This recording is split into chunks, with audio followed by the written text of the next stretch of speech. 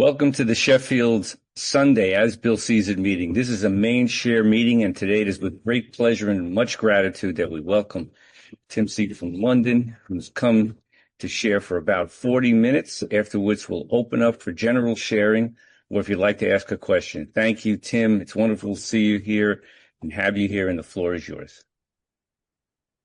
Thank you. My name is Tim. I'm an alcoholic. Thank you for having me. My home group is the Brick Lane Big Book Study in London on a Saturday.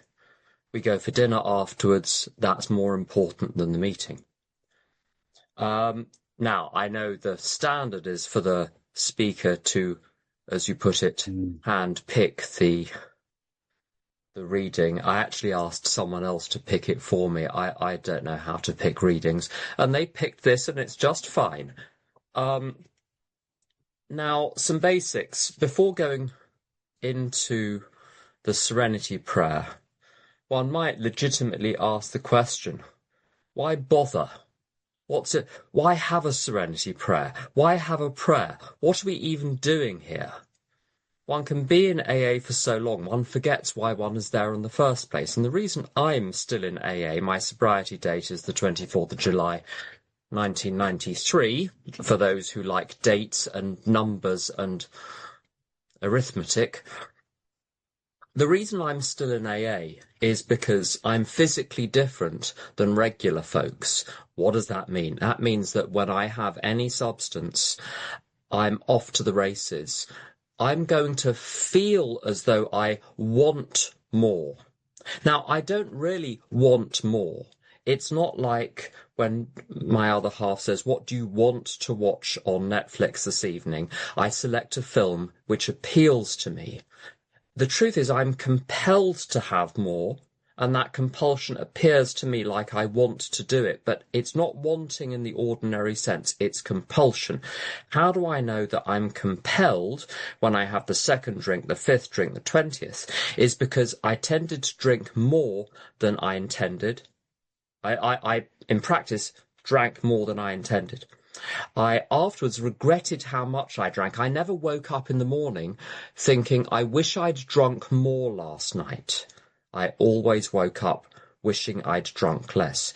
I did things I would never do sober, and I harmed people, and I certainly would never have harmed people in those ways sober.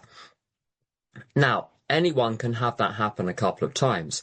Once that happens several hundred times, you know that it's not wanting that is taking place. It is compulsion that is taking place. This is not caused by anything. One of the marvellous things about going to 100,000 AA meetings as opposed to listening to a single expert on alcoholism in the world out there is that any of the explanations that people sometimes give us from the outside world as to why we're alcoholics, they just don't stack up once you've been to 100,000 meetings and heard 100,000 different stories and situations. There are people with terrible childhoods. There are people with idyllic childhoods. There are people that took decades to get there. There are people that were like that from the get-go. There is nothing in common between the people in AA except the alcoholism. And that lets me know there's a wonderful word in the doctor's opinion, phenomenon. A phenomenon is simply something which I apprehend. It is simply there.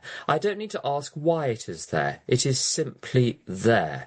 And the phenomenon that is simply there is that when I have substances, if an addiction is activated in me, it winds down when it winds down.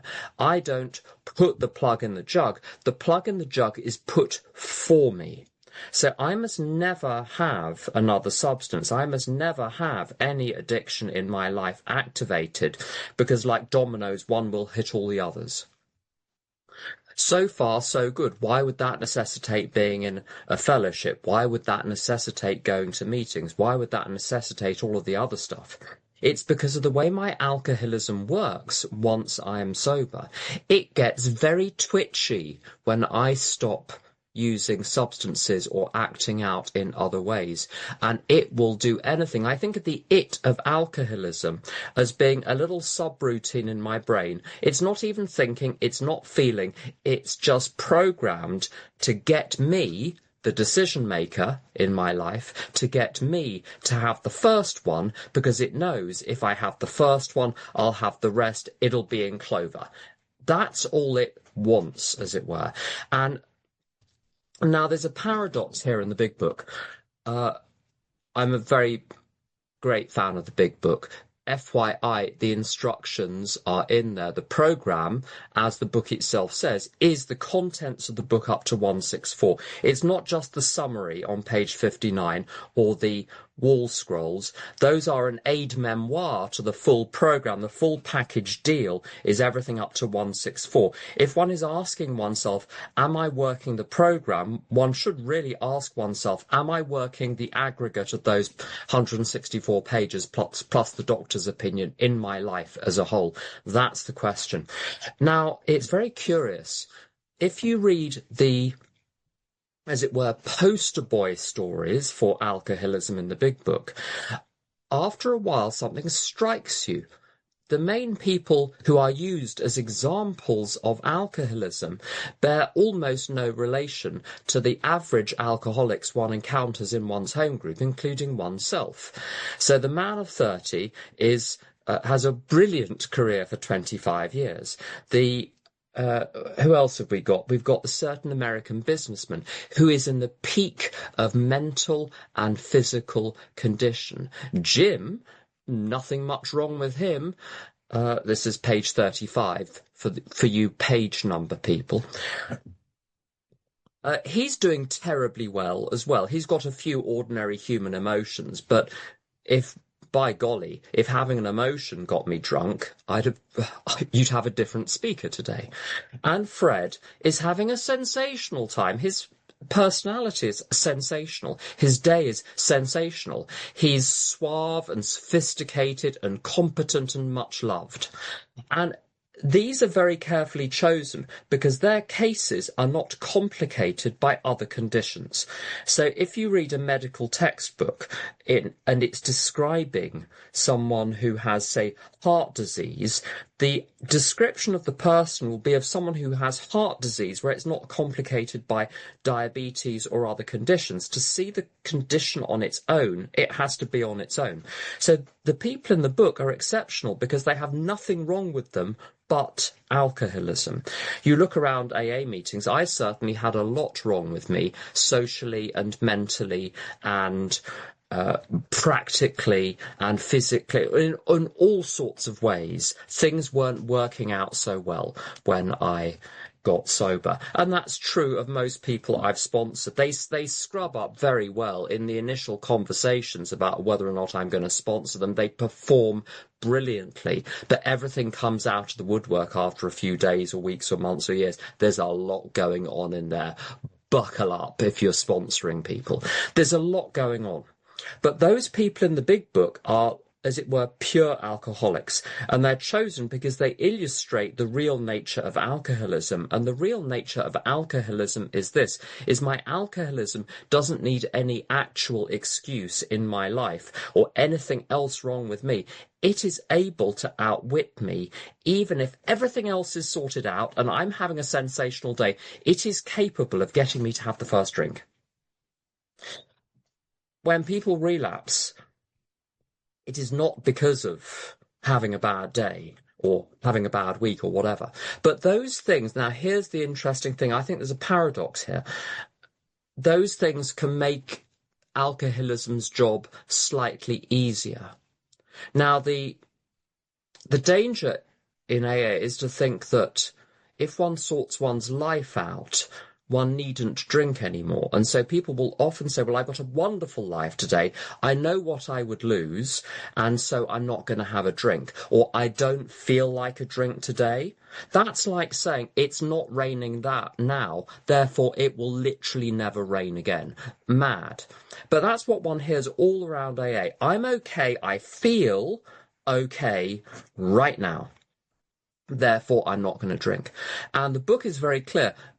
If you're an alcoholic and you're untreated, then you're going to drink regardless of the need or want to stay sober. Needing to stay sober recognizing the need to stay sober, wanting to stay sober, those are necessary but insufficient to achieve sobriety. The real problem with alcoholism lies in this. My alcoholism speaks to me in my own voice. If I am my own high commander, one day I'm going to drink. Very simple. I must therefore not be the high commander of my life. Someone or something else must be in charge. Now, of course, you're at liberty to have whatever you want as a higher power. There's the famous doorknob and number 19 bus, and nature is all very lovely. But will nature keep me sober? I don't understand how that would work. But a sentient, intelligent, creative higher power, I can understand how that might want to keep me sober and might be able to keep me sober. It's got to be smarter than me. I've got to have someone or something that I trust to make the decisions in my life. It has to have decision-making capabilities. When you start to think about how one is supposed to relate to the higher power per the 12 steps in the Big Book, one discovers although one can have anything as one's higher power, to actually get it to work, there are all sorts of constraints. It's not really Liberty Hall. You can try anything, but good luck if it's not someone you can communicate, a power you can communicate with. I've seen people try to avoid that. And really, the problem there is one doesn't like the idea of something more intelligent taking charge. The idea of nature or trees or something is lovely to have as a higher power because it represents no threat to me being the high commander of my life. The idea that another sentient being might be able to pull rank on me, that's quite different. And Bill talks about this where he says he objects to the notion of the Tsar of the heavens. Why? Because it represents a personal threat to his position, in pole position in his life as the person enthroned and in charge. So I need to have a higher power. And I need to not just have one as a notional gonk on the shelf. The relationship must be an active, working relationship. You see, this is getting very, very bad news. I have to obey God. It's as simple as that. That must be the basis for my life.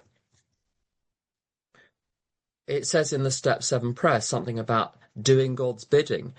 The removal of defects certainly does take place, and it is through God. However, I must spend the rest of my life doing God's bidding. That is the mechanism that activates the removal of the defects. I only ever need to do one thing after Step 7, which is do God's bidding. Now, exactly what that looks like on a daily basis will vary from day to day. There's a little bit of devil in the detail there. But essentially, that's the only thing. If I do God's bidding every moment, every day, I will not drink, because God isn't thirsty, as Grady O.H. says. If I'm in the habit of completely ignoring whatever my mind says because it is not a useful source of information, then when it says, let's have a drink, then I'm not going to. Now, if I could drink, therefore, only if I were back in charge, if I were the Lord High Commander.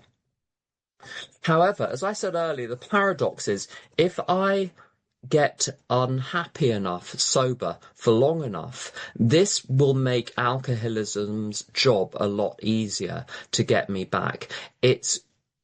My alcoholism, in a sense, has been removed, but not removed far. It's within arm's reach at all times, just like the character defects. It is waiting to be activated. Now, one needn't be frightened by this, because in the Big Book, although there are those rather alarming statistics, about half of people get sober straight away and another half get sober after some slips, and there's some improvement with the other quarter. I think today we've got it a lot better than that. It says that those statistics apply to those who really tried, who came to AA and really tried. Honestly, I look around me in AA, I look at my own experience. As soon as I was really trying, unreservedly, I stopped relapsing. I see that around me. Those that really try don't relapse. I don't think there are exceptions to that. It's difficult to be conclusive, but honestly, I don't really see exceptions. People can try for a while, and then God's grace is so great that one has to slip for quite a while usually, or have undisclosed reservations. But essentially, there's nothing to worry about. One needn't drink again because the program will give me something to do for 24 hours a day, as long as I'm willing to pay the price. So Bill, in Bill's story, talks about paying a price. What is the price? The price is fourfold. Number 1, effort. Number 2, pain. Number 3, sacrifice. Number 4, uncertainty. If one is willing to withstand the assault of those 4, then there is nothing to be frightened of. Now, alcoholism, active alcoholism, fortunately, trains one in all of those things. I had to go to extraordinary lengths at times to get alcohol. That's the effort. It gave me extraordinary pain, and yet I did it again. It required extraordinary sacrifice.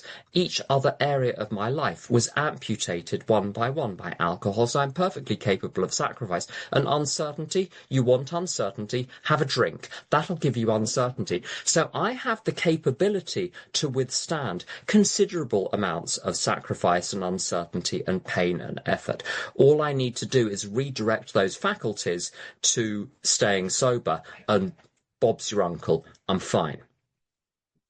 Now, why is the Serenity Prayer such a good summary of the program? Well, I'll tell you. If you think about what the opposite of the Serenity Prayer, one tiny thing on the Serenity Prayer, note how they got it from somewhere else. Everything we've got in AA, we got from somewhere else. We just put it together. And we must thank those people. Anyway, Serenity Prayer. What is the opposite of that? The opposite of it is not accepting all of the things that we cannot change and attempting to change all of those, and then not changing the things we can, but simply sitting there and complaining. Now that would be a good description of the average alcoholic untreated, is to have the Serenity Prayer upside down. Now, what is this a marker of? Unhappiness is not really the thing that is going to get me drunk. The thing that is going to get me drunk is self-will. And that profound unhappiness is a marker of self-will. When I'm unhappy, I haven't got my own way. Whose way? My way. Oh, apparently I have a way again now. And if I've got a way, then I'm going to be busy with my way rather than busy with God's bidding. The protection from God remains operative for as long as I keep up the insurance payments. What are the insurance payments? The daily working of 10, 11 and 12 once the first 9 steps have been completed. Completed means every last amend, including that one. You know that one? That one. You have to do that one as well. No good saying spiritually, oh, in God's time, I'll do it in God's time, when God makes the opportunity available to me. But I'm so spiritual. I'm so humble and passive. I just let God provide me with the opportunity. Phone book. Look in the phone book. Do a search. Go to LinkedIn. Go on every single. You have to sign up to loads of these wretched social media networks to find the buggers. Find everyone that might have known them and go through them one by one and discover you have to make amends to half a dozen of those before you can even get to that person. Just that has to be done. Entrance price to the new life. Last 3 steps. Doing God's bidding. The sign that I'm not is that I'm unhappy. Because even if I'm doing the right things externally, in my heart, I'm preoccupied with my way. Now, and my first 15 years in AA were not bad. I did steps quickly. I did service. I've always been someone that likes systems and being given things to do and shown ways of doing things and just sticking to it. I like all that. And so I fitted in quite well in AA and I did service. And there was a bit of a hiatus when it came to meetings for a couple of years. Although I continued to pray and was building a relationship with God, I came back to meetings around 10 years I hadn't drunk. First 15 years were characterized by significant progress, but a number of unresolved difficulties. I had never really fully given myself to the basics of the program. And I was one of those people who thought that I would be forever recovering, that this was going to be a long, slow, painful deal which would be dragged out over decades, the getting to a position of being comfortable in myself. In one American city, I'm told the popular slogan is, "I wish you a long, slow recovery." Now, that's a backhanded wish, if ever I heard one. I thought I was going to remain emotionally crippled by my childhood forever. I thought I was broken and that was the end of it. And I started to look outside AA at different therapies and approaches and books, and I gained a huge amount of insight. But the books became very thin when it came to actually doing something about the problem. They were very good on elaborating all of the ways in which the poor upbringing I'd had was apparently causing my emotional problems 10, 20, 30 years later. Not so much on the solution side. Now, the fact is the answer was in the big book the whole time.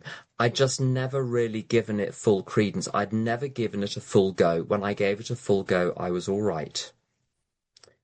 Now, there was a bit of turbulence for a couple of years as a few kinks had to be worked out. But essentially, once I started to fully adopt the program as a way of life, as opposed to a bolt-on to a life in which I was very firmly in charge and very competent, as soon as I fully gave myself to it, I started to realize that peace was available at any time and under any circumstances. And I'll quickly run through the three basic principles, I think, of the program when it comes to achieving emotional balance, some kind of emotional stability and peace and happiness.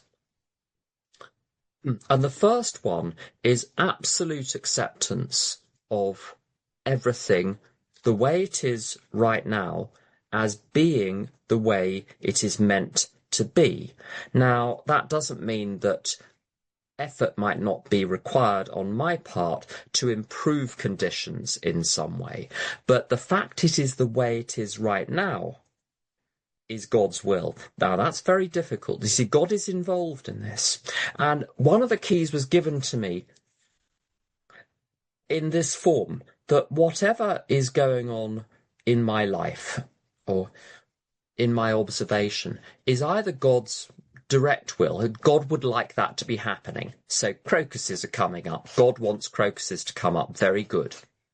And then you read a terrible thing, or you see a terrible thing, you experience a terrible thing.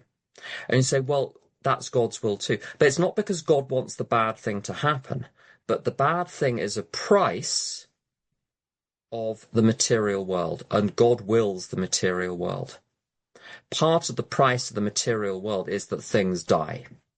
Part of the price of free will is that people will exert that free will in a way which is damaging or harmful, or simply disagreeable or upsetting, but something. You can't have free will without bad behavior. You can't have life in a material sense without death. So although God doesn't like those things, they're permitted as part of a bigger picture. Now, that's a lot to swallow, but here's the thing. What it was suggested to me was simply to take that to be true. Leave the theology for when I'm in a good mood. When I'm in a good mood, investigate how that is the case, why that is true, but don't make me achieving happiness dependent on me understanding those theological concepts, but simply to say the way things are is God's will, and that's the end of it. Now, God might want me to play an active role in helping students improve, showing something to a sponsee, doing something for a client. All of those things will change the world in tiny, tiny ways, and those will build up and the world will gradually change. But the way things are right now is the way they're meant to be. There is no comparator. The problem is having a comparator. The problem is having a notion of how I think things ought to be, and the world hasn't matched this. That is the problem that acceptance solves. And even for those things which must be changed, I have to accept that let's say I have a character defect of having a terrible temper. I'm putting that in the hypothetical as though it's hypothetical. I have a terrible temper. I have to accept that I have one to do something about it. So even when it comes to the things that I'm supposed to change, acceptance is involved as well. So acceptance is the answer to all of my problems, because even those things where I must change, I must accept before I change. If I pretend the thing isn't the way it is, then I'm not going to get round to changing because I'm brushing it under the carpet. That's the first principle. The second principle is trust. And the trust is this, that God will provide, that God will look after me, that the covenant in step 3 is going to hold under all circumstances. Yeats talking about the centre will not hold. God's centre will hold. In other words, if what I do is stay close to God and perform his work well, doesn't need to be elaborate, pray a lot, and do the next right thing, then I'll be given everything I need. When I'm frightened, I'm not trusting that. I'm saying I'm right in my assessment. God is wrong. When God says, trust me, God's wrong. Fear is outright rebellion against God. Non-acceptance is outright rebellion against God. And the third thing, so I've got to try, I've got to accept, I've got to trust, but there's a third thing. The third thing is responsibility. You'll note that the two things so far, essentially resentment and acceptance, fear and trust, those are the first two inventories in the step 4. The third inventory in the step 4 is the inventory of my conduct, when I stop blaming everyone else for anything that is going on in my life, and I stop blaming anyone else in particular for how I feel about any of those things. It's pretty true to say that with almost every bad situation in my life, I created the conditions as an adult. Childhood is different. As an adult, my childhood is over. It's been over for a long time. I needed to wake up to that. Anyway, back to adulthood. In my adult life, I created the conditions. The people that I thought used me badly, I chose them. Out of all the people I could have chosen, I chose them. Why? That's the question. The destination is printed clearly on the ticket. When I look back, I knew what I was getting. If it's on your plate, you probably ordered it. And that's what I've learned in the program, that I am responsible for the life that I see around me. But even in those rare cases where something materially affects my life, my external life, my circumstances, where I did not create the conditions, even in those cases, I am responsible, because I'm responsible for my upset about those things. I am responsible for having a personality that does not adjust to the constant flux and change of life and the world and fortune. So I'm responsible all the way along. Whilst I still have pronouns in my narrative of him, her, and it, whilst those are still operative, I'm still a victim. And what's fascinating is that the answer to all emotional upset, all resistance to reality, is provided on page 67 of the Big Book. The answer to all fear whatever the fear is there on 68. And the answer to all conduct, to taking responsibility for my life, is there on page 69. We ask God to mold our ideals and help us to grow towards those ideals. The program proper starts on page 63. Up to then, it's just, here are some ideas, here are some stories. You want to make a decision? Great, make a decision, say the prayer. 63. That's where the program really starts. By 69, 6 pages in, we have the answer to all emotional upset. We have the answer to all fear. We have the answer to every single problem in my life. As it says on page 42, the discovery that spiritual principles would solve all of my problems. 6 pages in, I have an answer to every single problem. And it was pointed out to me when I was a number of years sober that I thought I was so great at the program. I'd been sober a long time. I'd sponsored lots of people. I'd done lots of service at lots of different levels. I hadn't understood how to apply the basic principles in the first 6 pages of the program, entry level.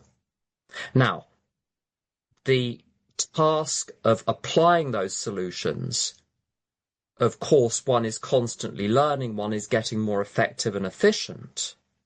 But to sit there as I did in the first 15 years, as though there were no solutions to those things, as though I was going to have to live with those forever, I was quite wrong. The solutions were there, and they are very effectively summed up in the Serenity Prayer.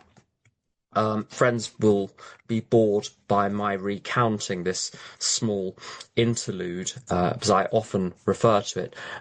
A number of months ago, I complained to my other half.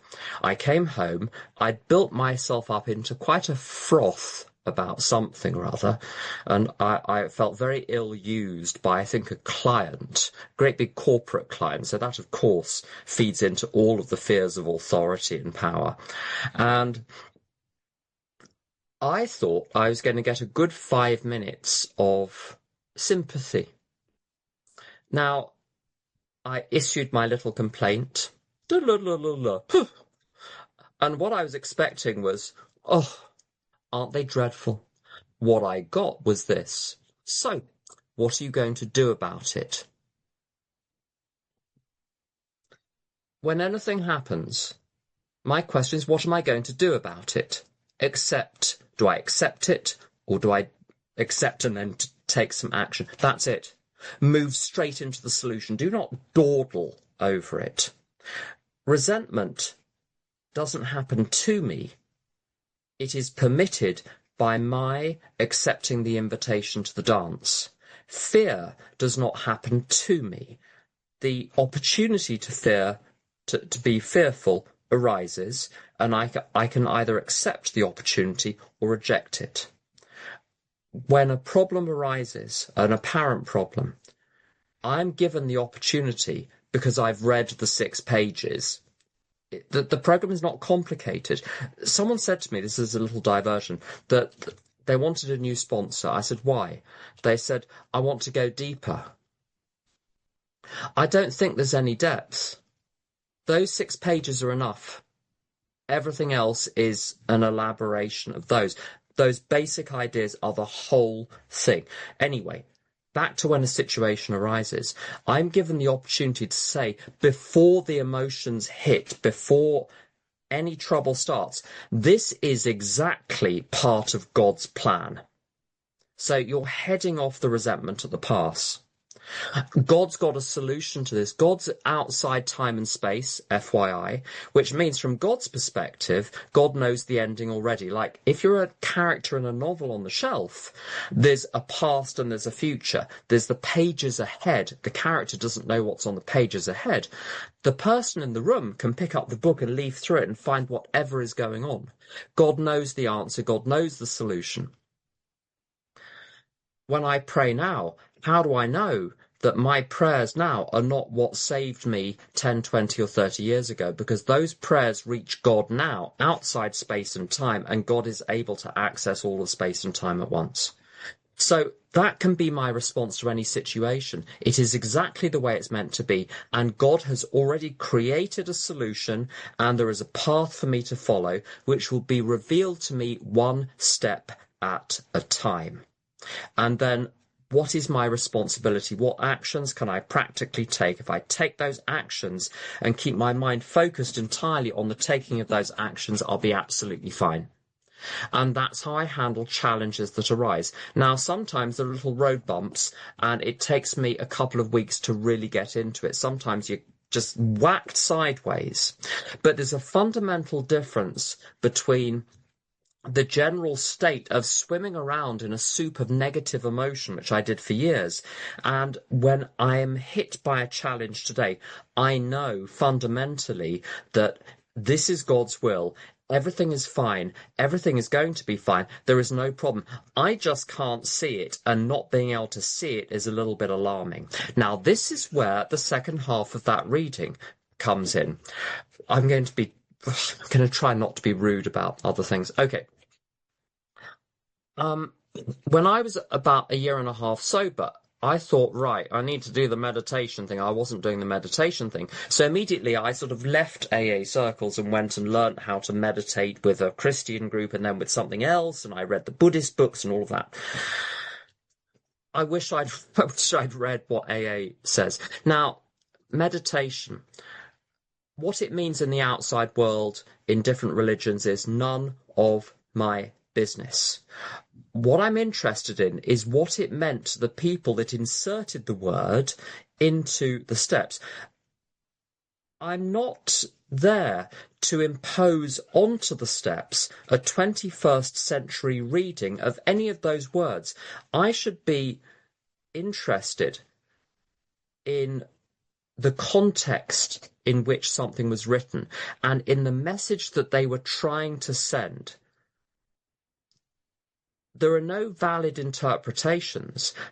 There's only an approximation. How close am I to what they meant? And when they explain meditation in the big book, and also early Al-Anon is very good on this, because the early Al-Anon was very aligned with early AA. So the early Al-Anon writings, which are far more voluminous than the AA ones, make very clear, again, what is meditation? You take a religious or spiritual book and you say, these people know more than I do. These people are super connected to God. I'm going to set myself aside completely and immerse myself in the words, immerse myself in the ideas, and let God speak through those texts directly to me. And so when I had a challenge earlier this year, I don't have problems, I have challenges or blessings. When I had a challenge earlier this year, I hit the books. Now, hitting the books these days means hitting the Audible, because I have very little time to sit down with a physical book in front of me, but I've got a lot of time when I can be listening to stuff because I'm walking between locations or I'm doing housework or I'm running or I'm something, and I can listen. I was listening to stuff for 3 or 4 hours a day, taking copious notes, transcribing whole talks, knowing that the answers were in there. And over the space of about 6 weeks, I built up this whole picture which reframed my entire relationship to work and money. I didn't work a damn thing out. I immersed myself in the thoughts of people whose jobs it is, who are literally paid to explain to other people how to develop a relationship with God. And through 1,000 stories and 1,000 little things that I read and heard, God spoke to me. I couldn't have worked out any of those things. So meditation, AA provides me with a general framework, but AA definitely says you want to make use of what religious people have to offer. Be quick to see where they are right. Ignore where one doesn't think they're right. Just set that to one side, leave it for later consideration. But boy, there is so much to learn which is right, which is useful. There's enough for me to busy myself with then. And so when I'm in a good phase, I've been in a very good phase for quite a few months now, with barely a ripple on the waters. So, well, I know to watch out. There's something on its way. Anyway, when I'm in a good phase, I often don't need to read very much. Just a little quotation every day, that's enough for me. When I'm faced with challenges, I need to make sure that my consciousness is filled with higher ideas. So meditation is not about getting into my body or out of my mind. It's getting into the metaphysical realm and using other people's spiritual experiences as the passports to that metaphysical realm. And if all else fails, I go back to pages 84 to 88 and say, you know what? I'm too stupid to think anything by myself. I'm going to pretend that the answer to how to live my day lies in those 4 pages and just do precisely what it says. And when I do that, my life is amazing. And with 4 seconds to go, I'm going to stop. Thanks for listening.